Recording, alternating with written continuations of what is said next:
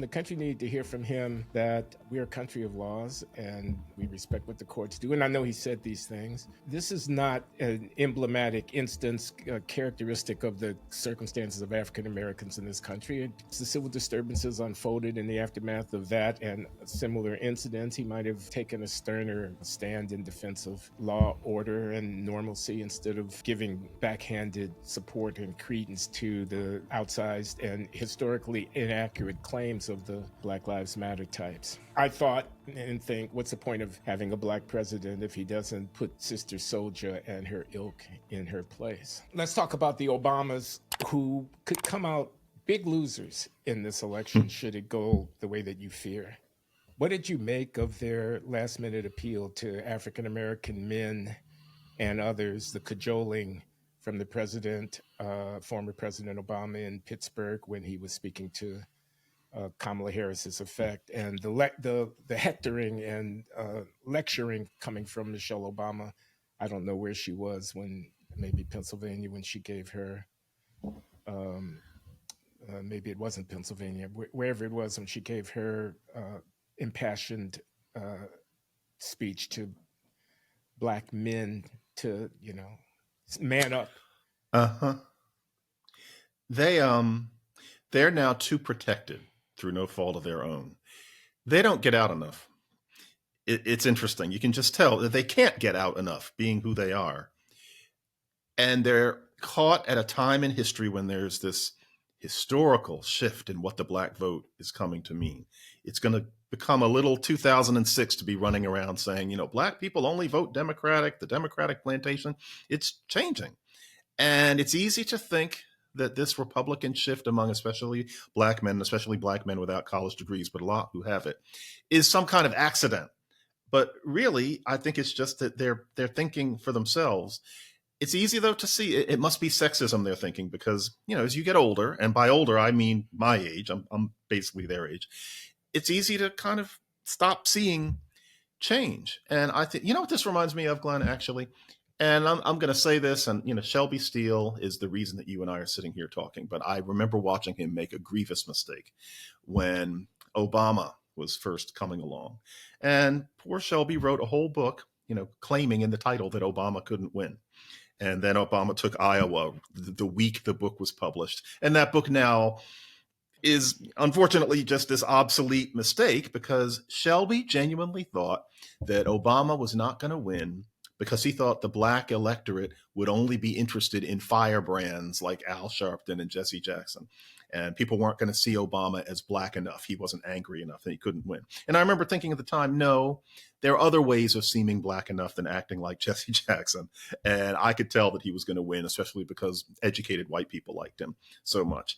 That's this here. To see these black men and think, well, it must partly be sexism because why in the world would they not be voting for her otherwise, is not to understand that a lot of those men really do respond to aspects of Trump, such as the opposition to immigrants, such as the whole strong man routine, the towel snapping way of talking, the projection of strength. I've known some. There's some in my family. There is not actually black, but Latino, a friend of mine here in my neighborhood. I've listened to, these are sane people who are just looking at Kamala and the Donald as individuals and choosing. And I don't think that the Obamas quite get that. And I think it's partly because there's only so much they can get around these days. And so, yeah, it came off as very condescending. I'll bet they're mystified as to why anybody would think that. But they were talking to those men as if it was 2004. I don't think that it's significantly sexism. Not that there's none of that there, but I would say not enough to matter. They actually like him. I wish they didn't, personally, but they do. And not because they're insane. I will not call them deranged the way certain people call me for not liking Trump. It's they're making a different choice. I thought they came off as insufferably arrogant. I thought, oh, they deign to come down from Olympus and instruct the plebes about how to behave politically in their wisdom, in their royal status. I thought they thought that they represent and stand for something which ought to have had more impact on the behavior of Black people. And in fact, I reckon it will have had. I thought, oh, I see. Well, let me not go on because I will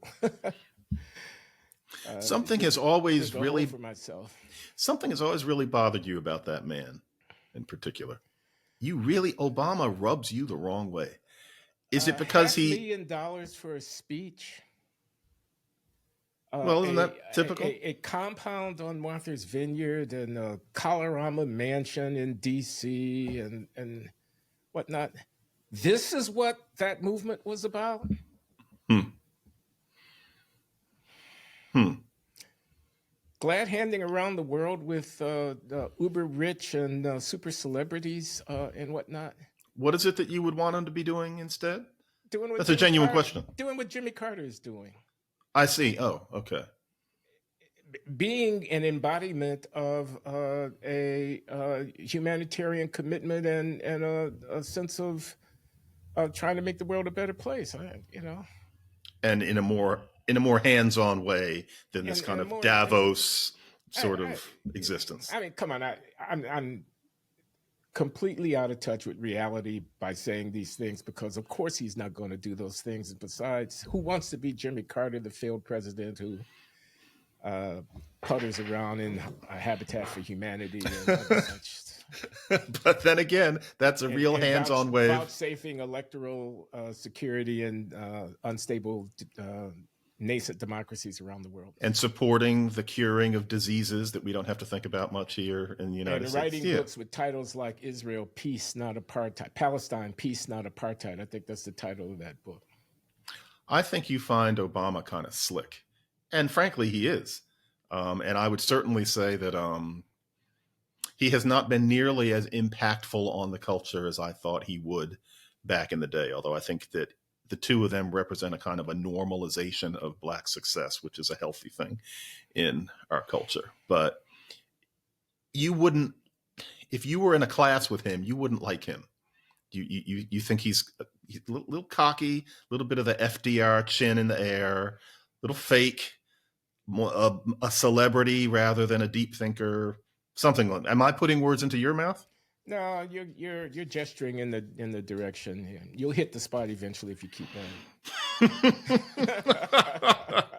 But no, that was not one of Obama's greatest moments. Like you can't stand that. If I had a son, he would look like Trayvon. I never understood what was so wrong with that. But no, rolling up his shirt sleeves and telling the brothers, quote unquote, don't hesitate to vote for a woman. It was exactly what the country didn't need. The country didn't need to hear that from him. The country needed to hear from him that we're a country of laws and we respect what the courts do. And I know he said these things, and that this is not an emblematic instance characteristic of the circumstances of African Americans in this country. And, as the civil disturbances unfolded in the aftermath of that and similar incidents, he might have taken a sterner stand in defense of law, order, and normalcy instead of giving backhanded support and credence to the outsized and historically inaccurate claims of the